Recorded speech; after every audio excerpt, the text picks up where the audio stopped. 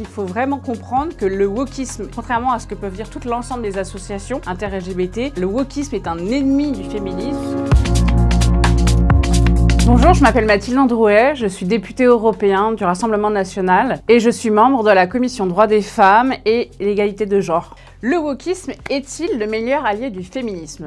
Alors, le féminisme, historiquement, c'est plutôt un mouvement qui s'est développé fin 19e, début 20e, dont le but était justement d'intégrer les femmes à la vie civique, à avoir les mêmes droits civiques que les hommes, à une certaine égalité. Donc la logique était vraiment purement inclusive.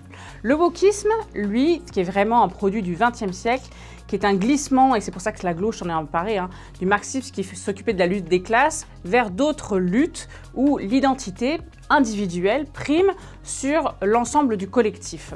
Et justement, alors que le féminisme était plutôt dans une logique historiquement inclusive, le wokisme, lui, est dans une logique d'exclusion, d'exclusivité, puisque l'individu prend le dessus sur l'ensemble et fait sa loi.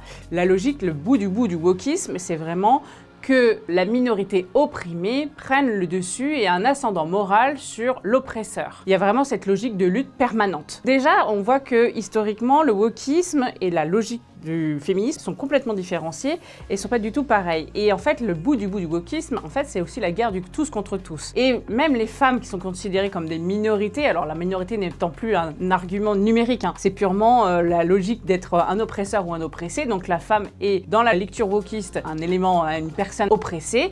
Le but du jeu est donc d'aller s'attaquer à son oppresseur, l'oppresseur étant l'homme. L'homme pris dans sa généralité. D'ailleurs, on a eu des slogans sur tous des hommes concernant les viols. C'est une manière un peu stérile, finalement d'enclencher une guerre des sexes et surtout de ne pas cibler les profils qui seraient problématiques. Donc en l'occurrence, le wokisme là non plus n'aide pas à sécuriser les femmes et globalement même progressivement, chacun est soit dans un camp d'oppresseur, soit dans un camp d'oppressé.